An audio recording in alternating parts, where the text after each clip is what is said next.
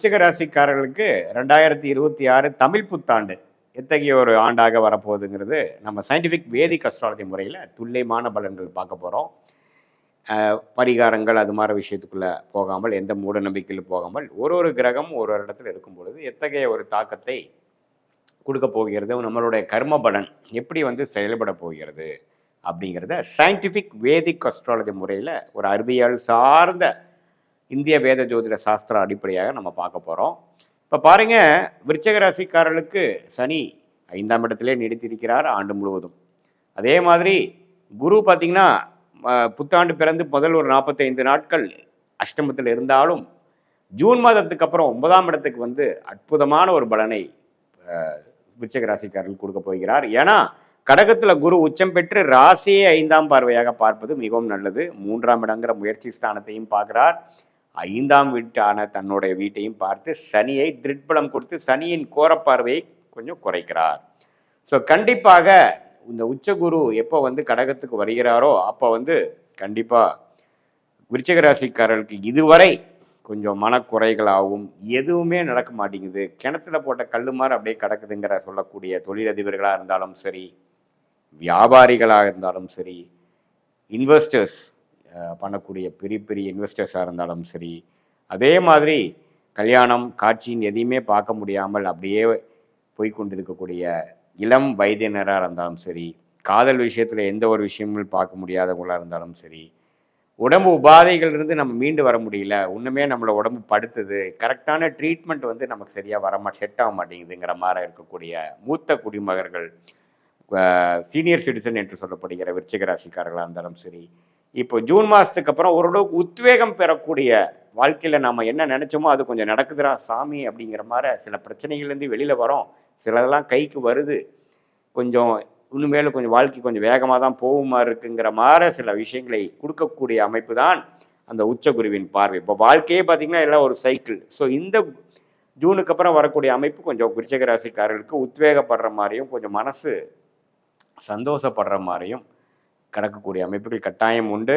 அதே சமயத்தில் முயற்சிகள் அதிகமாகவும் குழந்தைகள் சம்மந்தப்பட்ட விஷயத்தில் சில நட்பை இதுவரை ஒரு மாதிரியான விஷயங்களாகவும் மனசுக்கு சந்தோஷமான விஷயங்கள் இல்லாமல் இருக்கும் பொழுது இப்போ ஓரளவுக்கு நல்ல அமைப்புகள் வருகிறது, பரவாயில்ல. இப்போ அது மூலமாக குழந்தைங்களால் சில அனுகூலங்கள் நடக்கிறது, நல்ல பேர் வருது. பேரண்ட்ஸுக்கு கொஞ்சம் விருச்சிக ராசிக்காரராக தந்தையாராக இருந்தாலும் சரி, தாயாராக இருந்தாலும் குழந்தைங்களால் சில நல்ல விஷயங்களும் இருக்கக்கூடிய பிரச்சனைகள் குறையிற மாதிரியும் கண்டிப்பாக வருகிறது. இது பாருங்க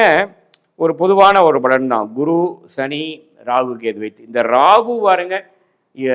டிசம்பர் 6ஆம் தேதி வரைக்கும் 10ஆம் இடத்தில் இருக்கக்கூடிய கேது, 4ஆம் இடத்தில் இருக்கக்கூடிய ராகு தொழில் ரீதியாக வேலை ரீதியாக அம்மா தாயாரோட உடல்நிலை சுகம் அது மாதிரி பல விஷயத்தில் பல தொந்தரவு பண்ணி கொண்டிருந்த இந்த ராகு கேது கரெக்டாக டிசம்பர் 6, 2024 தமிழ் புத்தாண்டு பிறந்து ஒரு 7-8 மாதத்தில் பார்த்தீங்கன்னா 9ஆம் இடத்துல கேதுவும் 3ஆம் இடத்துல ராகும் வருவது அருமை. ஸோ இதுவரை தொழிலில் இருக்கக்கூடிய முடக்கம், பிரச்சனைகள், வம்பு வழக்குகள், இடமா இருக்கட்டும், இடத்துல வரக்கூடிய வில்லங்கம், தாயாரின் உடல்நல கோளாறு, அதே மாதிரி வேலையில் ஒரு நிம்மதியான ஒரு அமைப்பு இல்லை, போட்டு ஒரே பாலிட்டிக்ஸாக இருக்குது, பிரச்சனைகளாக இருக்குது, நம்ம என்ன வேலை செஞ்சாலும் நமக்கு பெரிய பெனிஃபிட் இல்லை, யாரும் நம்மளை மதிக்க மாட்டேங்கிறாங்கிற மாதிரி விஷயங்கள்லாம் கொஞ்சம் மாறி ஒரு சாதகமான ஒரு அமைப்பு, கொஞ்சம் நமக்கு உழைப்புக்கேற்ற ஊதியம், ஒரு நிம்மதி பெருமூச்சு வாங்குற மாதிரி ஒரு நல்ல ப்ரொஃபைலில் நான் மாறிட்டேன்டா சாமிங்கிற மாதிரி ஒரு நல்ல மாற்றத்தை கொடுக்கக்கூடிய அந்த ராகு கேது பயிற்சி டிசம்பர் 6, 2026 அன்னைக்கு ஆகக்கூடிய அந்த பயிற்சி விருச்சிக ராசிக்காரர்களுக்கு இதுவரை அவங்களுடைய ப்ரொஃபஷனல் லைஃபை பிரட்டி போட்டு கொண்டு இருக்கக்கூடிய அந்த அமைப்புகள் மாறுகிறது. ஸோ ஒரு பக்கம் குரு நல்லா பாசிட்டிவாக வராரு, ஒரு பக்கம் ராகு கேது நல்ல ஒரு அமைப்பு வரும்பொழுது இதுவரை கடந்த 2-3 வருஷமாக பாதிக்கப்பட்ட விருச்சிக ராசிக்காரர்கள் ஓரளவுக்கு பெருமூச்சு பெறக்கூடிய அமைப்பு அடையக்கூடிய அமைப்பு ஜூன் 2026 புத்தாண்டு பிறந்து ஒரு 1.5 மாதத்துலேருந்து அப்படி இந்த ட்ரெண்டை பார்க்கக்கூடிய அமைப்பு கோச்சாரத்தில் சப்போர்ட் கொடுக்குறதுங்கிறத நீங்கள் தெரிஞ்சுக்கணும். அதே சமயத்தில் புத்தாண்டு பிறந்து ஒரு 7-8 மாதத்துக்கு அப்புறம் டிசம்பர் மாதம் ஆகிறதும் ஒரு அற்புதமான பயிற்சி, ராகுகேது பயிற்சிங்கிறது நீங்கள் தெரிஞ்சுக்கணும். இது ஒரு பொதுவான பலனை தவிர உங்களுடைய ஜென்ம ஜாதகத்தில் நீங்கள் எந்த மாதிரி தசாபுக்திகளில் போயிட்டுருக்கு, என்ன லக்னத்தில் பிறந்தீங்க, அந்த லக்னாதிபதி எப்படி இருக்கிறார், நீங்கள் அனுஷ நட்சத்திரத்தில் பிறந்திருந்தாலும் சரி, கேட்டை நட்சத்திரத்தில் பிறந்திருந்தாலும் சரி, விசாக நட்சத்திரத்தில் பிறந்திருந்தாலும் சரி, இப்போது என்ன லக்னத்தில் பிறந்தீங்க, லக்னாதிபதி எப்படி இருக்கிறார், அப்போ போய்கொண்டு இருக்கக்கூடிய தசாபுக்திகள் எப்படி இருக்குது, லக்னத்துக்கு சுபகிரகமாக நல்ல ஒரு யோகமான ஒரு தசையாக போயிட்டு இருக்கா அல்லது ஒரு மாதிரி சுமாரான தசை போயிட்டு இருக்காங்கிறத பொறுத்து இப்போ நான் சொன்ன ஒரு யோகமான பலன்கள் யோகமான தசைகள் போகும்பொழுது இன்னும் யோகமாக இன்னுமே ஒரு படி நல்லா இருக்கக்கூடிய அமைப்பாகவும், இல்லை ஒரு சுமாரான தசை தான் போயிட்டு இருக்குங்க சாமி அப்படிங்கிறப்ப நம்மளுடைய தசைகள் வந்து நம்மளுடைய பிராப்தங்கள் நம்மளுடைய பலன்கள் நான் சொன்னது இன்னும் கொஞ்சம் குறைவாகவும் இருக்குங்கிறத நீங்கள் புரிஞ்சுக்கணும்.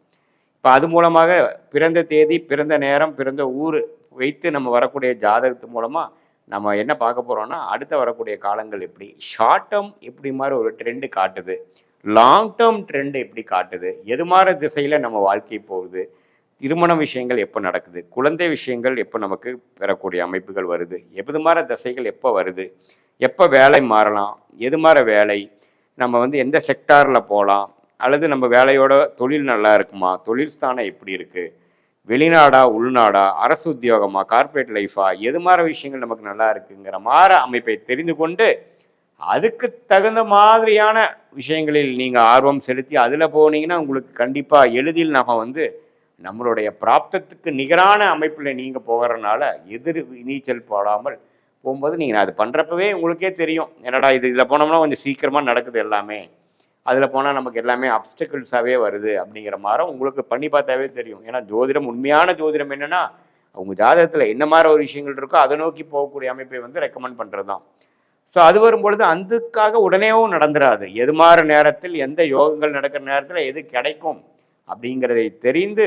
தேவையற்ற சமய விரயங்கள், தேவையற்ற பொருள் விரயங்கள் எல்லாமே நீங்கள் தவிர்த்து எந்தெந்த விஷயத்தில் எந்தெந்த நேரத்தில் செய்யக்கூடிய அமைப்புகள் தெளிவாக சயின்டிஃபிக் வேதிக் அஸ்ட்ராலஜி முறையில் எதையும் மிகைப்படுத்தாமல் உள்ளது உள்ளவாறு நீங்கள் தெரிஞ்சுக்கிட்டு அதுக்கு தகுந்த மாதிரி செயல்கள், திட்டங்கள், செயல்பாடுகளை நம்ம செய்யும் பொழுது தேவையற்ற பார்த்திங்கன்னா நமக்கு ஃப்ரஸ்ட்ரேஷன், என்னடா நம்ம இவ்வளோ நாள் என்ன பண்ணாலும் வரல, நம்ம திடீர்னு ஒரு தப்பான ஒரு ரேஷ் டெசிஷன் எடுத்துடுறது, அதெல்லாம் எடுக்காமல் நம்மளுடைய ஸ்டேஜஸ் இன் லைஃப் இப்போ என்ன மாதிரி ஸ்டேஜில் போயிட்டுருக்கோம், அடுத்த வரக்கூடிய ஷார்ட் டேர்ம் நமக்கு என்ன ட்ரெண்டு காட்டுது, is good is yet to come அல்லது ஒர்ஸ்ட்டு ஓவர் ஆயிடுச்சா, உண்மையில் வர காலம் வந்து வேகமாக போகக்கூடிய காலமா, இடம் மாறக்கூடிய காலமா, நம்மளுடைய வேலையை மாற்றக்கூடிய காலமா, எது மாதிரி விஷயத்தில் போனால் நமக்கு ஜம்முன்னு இருக்குது, எது மாதிரி விஷயத்தில் போனால் நமக்கு வந்து நல்ல பிராப்தங்கள் இருக்குது, எதை நம்ம தவிர்க்க வேண்டும் அப்படிங்கிறதையும் உணர்ந்து நீங்கள் அந்த துறையில் அந்த நேரத்தில் அந்த தகுந்த ஒரு வேகத்தில் அதுக்கு தகுந்த மாதிரி விஷயத்தில் நம்ம போகும் பொழுது வாழ்க்கையில் எதிர்நீச்சல் போடாமல் எளிதில் வெற்றி பெற முடியும். ஏன்னா நமக்கு என்ன ஒரு மாற பிராப்தங்கள் வருதுங்கிறத எதையுமே வந்து கன்ஃபியூஷனாக பார்க்காம, எதையுமே அஸ்யூம் பண்ணாமல் நம்மளுடைய பிராப்தத்தை தெரிந்து அதுக்கு தகுந்த மாதிரி வாழ்க்கையில் நம்ம அது மாதிரி ஒரு டைரக்ஷனில் போகும்பொழுது எளிதில் வெற்றி பெற முடியும் என்று சொல்ல விரும்புகிறேன். மீண்டும் மற்றொரு காணொலியில் சந்திப்போம். நன்றி.